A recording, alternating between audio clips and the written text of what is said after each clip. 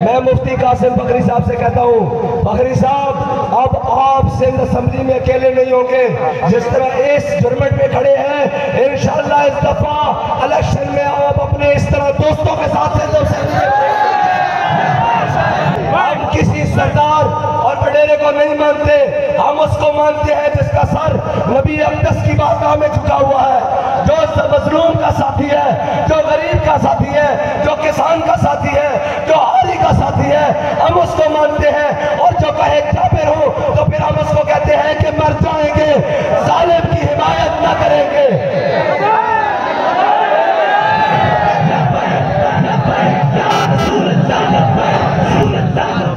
दुनिया वालों ये देख लो, ये कोई बिरयानी के डब्बों पर नहीं आए, ये कीमे वाले नानों पर भी नहीं आए, ये पिंपरी और कौंसली ग्रेवी नहीं आए, ये पाकिस्तान को बचाने के लिए आए हैं और नामूसे रिसालत के गद्दारों को लटवाने के लिए आए हैं और पेट्रोल को सस्ता करवाने के लिए आए हैं, महंगाई को खत्म करवाने के लिए आए हैं।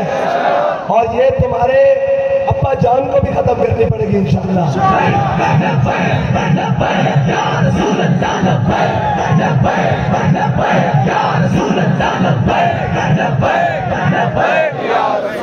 और इस मुल्क के माफियाज को जड़ से निकाल बाहर फेंकने के लिए आए हैं और हुजूर का दीन तख्त पर आया है।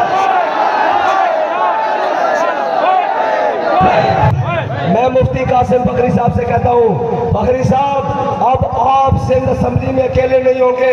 जिस तरह इस जुर्मट में खड़े हैं, इंशाअल्लाह इस दफा इलेक्शन में आप अपने इस तरह दोस्तों के साथ सिंध असेंबली में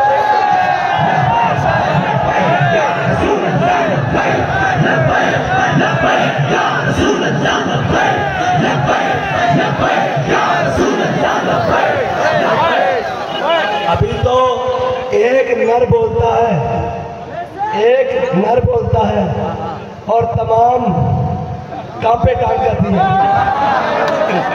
ऊपर तक सबकी कांपे टांग जाती है।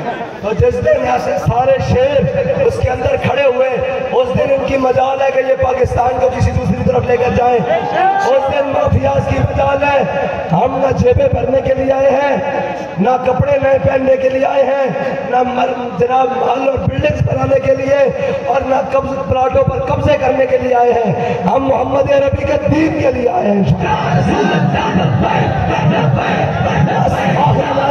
नारा बंद करे जी, मेरी आवाज तो बैठ गई, आपकी तो नहीं ना बैठी। नारा लगा के बताओ।